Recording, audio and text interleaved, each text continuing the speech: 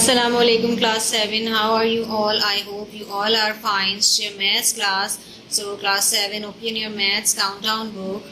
Page number है आपका 154. Class physical classes में जब वेकेशन से पहले क्लासेस हो रही थी तो हमने ज्योमेट्री का वर्क किया था और ज्योमेट्री की एक्सरसाइज थी आपकी एक्सरसाइज 12A जिसका क्वेश्चन 1, 2, 3 एंड क्वेश्चन नंबर 4 हम अपनी नोटबुक में कर चुके हैं. ठीक है, today we are going to do question number 5 and question number 6. ये दो क्वेश्चंस मैं आपको आज करवाऊंगी. So let's open your notebook. Okay class 5, right down the question number 5 in your notebook. But first of all maintain your page. Exercise नहीं डालनी क्योंकि ये आपका काम पीछे से कंटिन्यूटी में आ रहा है. ठीक है, अच्छा आपने बस करना क्या है, डेट एंड डे मेंशन करनी है, लेकिन वो कौन सी डेट और डे होगी जिस डेट एंड डे को आप ये वीडियो वॉच करेंगे. ओके, सो क्वेश्चन नंबर 5 आपने कॉपी कर लिया. सबसे पहले मैं क्वेश्चन रीड करती हूँ इस डायग्राम के अकॉर्डिंग.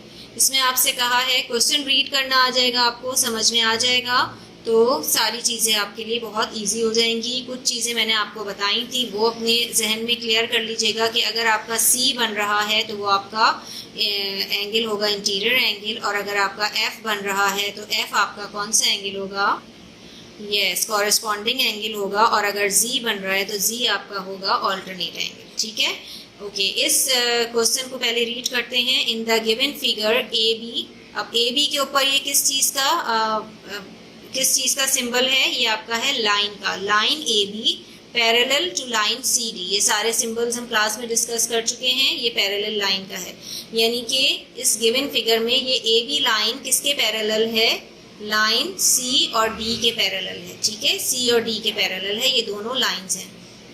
अगर मैं इन बीच की लाइंस को हटा दूं तो ये दोनों लाइन एक दूसरे के पैरेलल हैं. पैरेलल लाइंस कौन सी होती हैं, जो कभी भी आपस में मीट नहीं करती. पी क्यू लाइन सेगमेंट, ये लाइन सेगमेंट बना है परपेंडिकुलर टू ए बी, यानी ये ए बी जो है इस पे ये पी क्यू क्या बना हुआ है, अगर मैं इसको देखूं तो ये इस पे परपेंडिकुलर बना है. ठीक है, straight line. And L M perpendicular to line C D, और लाइन सेगमेंट एल एम क्योंकि इसके दो पॉइंट्स हैं, ये किससे परपेंडिकुलर बना है, सी डी पे. पी क्यू पे ये परपेंडिकुलर पी क्यू बना है ए बी पे, और सी डी पे ये एल एम परपेंडिकुलर बना है. ठीक है, तो ये आपकी फिगर के अकॉर्डिंग आपका क्वेश्चन हो गया, या फिर यूँ कह लें कि क्वेश्चन के अकॉर्डिंग आपकी फिगर हो गई. फाइंड आउट क्या करना है, find measure L line L M. आपको इन्होंने दी हुई है लाइन पी क्यू. ये जो आपकी पी क्यू लाइन है, सॉरी मैंने यहाँ पे 1.4 सेंटीमीटर लिख दिया. 1.4 सेंटीमीटर लाइन ये है आपकी पी क्यू. पी क्यू की मेजरमेंट आपको दी हुई है, एल एम की मेजरमेंट आपको फाइंड करनी है. Okay, so remember my first lecture. मैंने आपको बताया भी था कि जब भी कभी कोई पैरेलल लाइन पे हम परपेंडिकुलर ड्रॉ करते हैं तो उसकी लेंथ हमेशा से सेम होती है, चाहे इसमें आप एक परपेंडिकुलर ड्रॉ करें, चाहे आप 2 परपेंडिकुलर ड्रॉ करें, चाहे आप 10 परपेंडिकुलर ड्रॉ कर दें.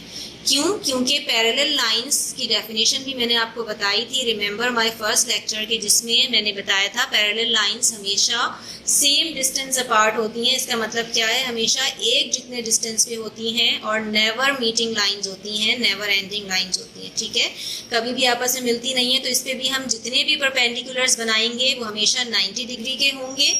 ओके, ऑलवेज 90 डिग्री, और उनकी लेंथ एक दूसरे की सेम होगी. सो हमें वर्डिंग्स कैसे लिखनी है, since A B and C D are parallel, जबकि हमें पता है कि ए बी और सी डी पैरेलल हैं. And the perpendicular distance between parallel lines always remains constant.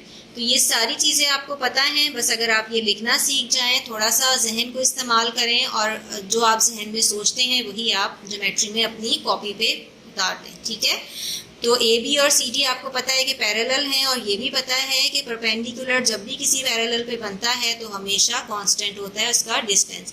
सो अगर पी क्यू की लेंथ 1.4 सेंटीमीटर है तो एल एम की लेंथ भी क्या होगी, 1.4 सेंटीमीटर होगी. ये आपकी एल एम की लेंथ निकल आई, लाइन सेगमेंट एल एम की लेंथ निकल आई. ठीक है, don't forget to mention these symbols on the names of lines. ये सिंबल डालना कभी भी मत भूलिएगा.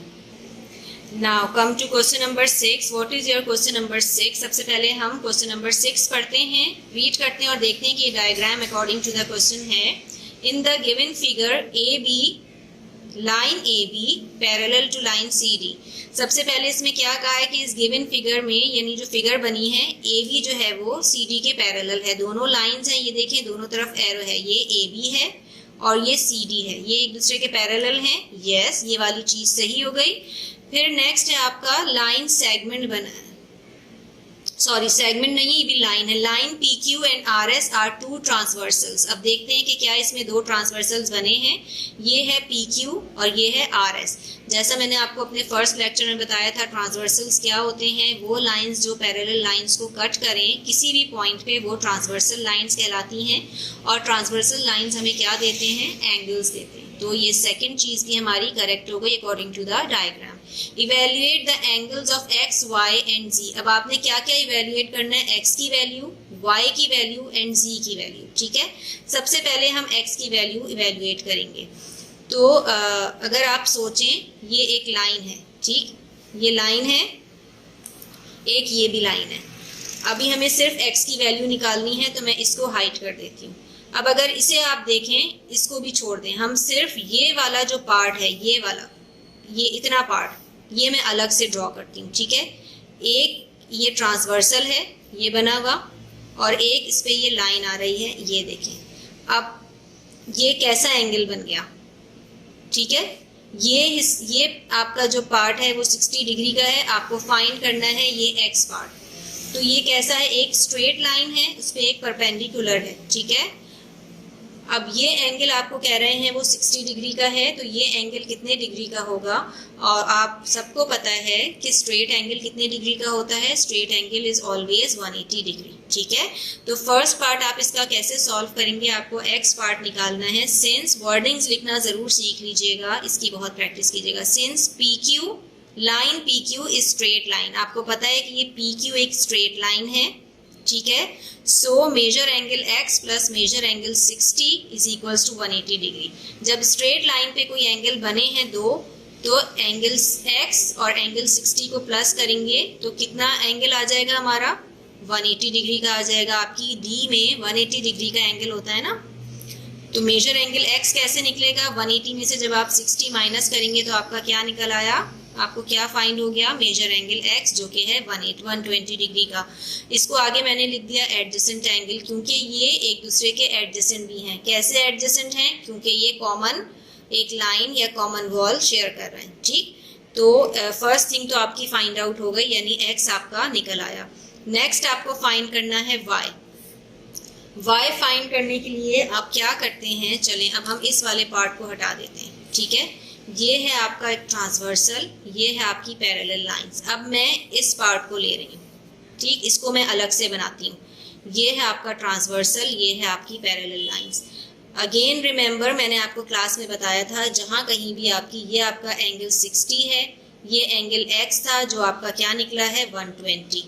y आपको फाइंड आउट करना है। मैंने आपको क्या बताया था कि आपकी जो है वो, जब भी कभी f बन रहा होता है तो वो कौन सा एंगल होता है आपका, यस, जब भी कभी आपका f बन रहा होता है तो वो एंगल आपका कॉरेस्पॉन्डिंग एंगल होता है। अब अगर ये 60 डिग्री है तो ऑब्वियसली ये भी आपका 6y जो है, ये भी आपका क्या होगा, 60 डिग्री होगा, क्योंकि ये भी आपको मैंने फर्स्ट लेक्चर में बताया था कि कॉरेस्पॉन्डिंग एंगल्स हमेशा इक्वल होते हैं। तो आपकी y की वैल्यू भी निकल आएगी। What is the value of y, since PQ is a transversal to AB, line AB parallel to CD, so measure angle y is equals to 60, क्योंकि ये कॉरेस्पॉन्डिंग एंगल्स हैं आपके। ठीक है, थोड़ा सा जब भी कभी एंगल्स को आप अपने सॉल्व कर रहे हो, इस तरह की कोई आपको फिगर गिवन हो, तो जो भी एंगल्स के बारे में आपकी मालूमात है उसको रिकॉल कर लिया करें कि f बन रहा है तो कौन सा एंगल बनेगा, z बन रहा है तो कौन सा एंगल बनेगा।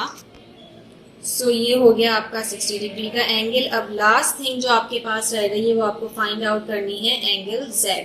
ठीक है, एंगल z बहुत इजी है। जिस तरह से हमने ये वाली लाइन रख के स्ट्रेट एंगल निकाला था, इसी तरह इस लाइन पे देखें स्ट्रेट एंगल बन रहा है आपका, आप एंगल z को फाइंड आउट कर लेंगे। ठीक, since RS, line RS is a straight line, so measure angle z plus measure angle 75 degree is equals to 180 degree. अब मैं पेज टर्न कर रही हूँ अपना। Okay, measure angle Z is equals to 180 minus 75, measure angle Z is equals to 105। So measure angle Y और measure angle Z आपका same pattern पे निकला, क्योंकि ये दोनों स्ट्रेट लाइंस हैं। पहले हमने ये वाला हाफ लिया, फिर हमने ये वाला हाफ लिया, और ये आपका क्या बनेगा, ये आपका बन रहा है करस्पॉन्डिंग एंगल, और आपको पता है करस्पॉन्डिंग एंगल्स इक्वल होते हैं। सो इसको घर में बहुत ट्राई कीजिएगा। I hope you will understand well. That's all for